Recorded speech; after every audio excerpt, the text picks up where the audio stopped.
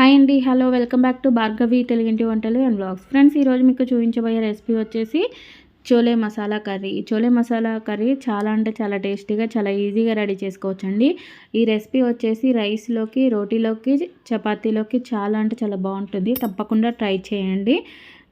రెసిపీలోకి వెళ్ళే ముందు ఛానల్ని మాత్రం తప్పకుండా సబ్స్క్రైబ్ చేయండి, షేర్ చేయండి, లైక్ చేయండి. ఇప్పుడు రెసిపీలోకి వెళ్దామా. ముందుగా ఈ కాబూలి శనగల్ని 5 గంటల పాటు నానబెట్టుకోవాలి. ఇవి నానిన తర్వాత కుక్కర్ తీసుకొని ఆ కుక్కర్లో ఇవి మునిగేంత వరకు వాటర్ పోసుకొని ఇవి కొంచెం మెత్తగా అయ్యేంత వరకు వీటిని ఉడికించుకోవాలండి. ఉడికించుకునేటప్పుడు ఉప్పు మాత్రం వేయొద్దు. ఇవి కొంచెం మెత్తగా ఉడికేంత వరకు ఉడికించుకోవాలి. మనం చేయితోటి ఇలా నొక్కగానే అవి విడిపోయేటట్టు, పలుకులు అనేవి విడిపోయేటట్టుగా ఉడికించుకోవాలండి.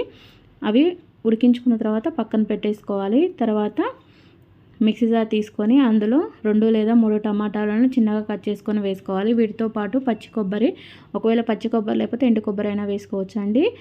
తర్వాత వీటిలో పచ్చిమిర్చి వేసుకోవాలి. 4 లేదా 5 పచ్చిమిర్చిని ముక్కలుగా కట్ చేసుకొని వీటిని వేసుకోవాలండి. వేసుకున్న తర్వాత వీటి మీద మూత పెట్టేసుకొని వీటిని మెత్తగా మిక్సీ పట్టేసుకోవాలి. చూశారు కదా, ఇదే విధంగా వీటిని మెత్తగా మిక్సీ పట్టేసుకొని పక్కన పెట్టేసుకోవాలండి. తర్వాత స్టవ్ ఆన్ చేసుకొని కళాయి పెట్టుకోవాలి. ఈ కళాయిలో 2 టీ స్పూన్ ఆయిల్ వేసుకోవాలండి. ఈ ఆయిల్ హీట్ అయిన తర్వాత వీటిలో 1 టీ స్పూన్ ఆవాలు, అలాగే 1 టీ స్పూన్ జీలకర్ర వేసుకోవాలి.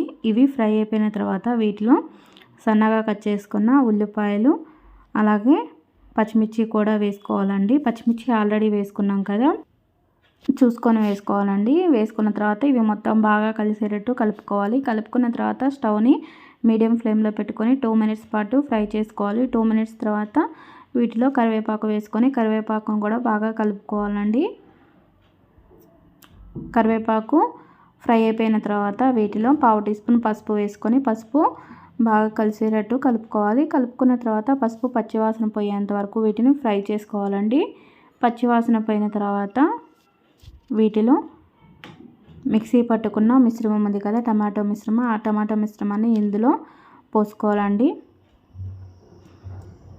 పోసుకున్న తర్వాత ఇవి మొత్తం బాగా కలిసేటట్టు బాగా కలుపుకోవాలి. కలుపుకున్న తర్వాత స్టవ్ని మీడియం ఫ్లేమ్లో పెట్టుకొని 4 లేదా 5 నిమిషాల పాటు మీడియం ఫ్లేమ్లో పెట్టుకొని ఫ్రై చేసుకోవాలండి. ఆయిల్ మొత్తం బాగా పైకి పేరుకునేంత వరకు వీటిని ఫ్రై చేసుకోవాలి. ఫ్రై చేసుకున్న తర్వాత వీటిలో టేస్ట్ సరిపడా కారము, అలాగే టేస్ట్ సరిపడా ఉప్పు వేసుకోవాలి. ఆల్రెడీ పచ్చిమిర్చి వేసుకున్నాం కదా, కారం అనేది చూసుకొని వేసుకోవాలండి.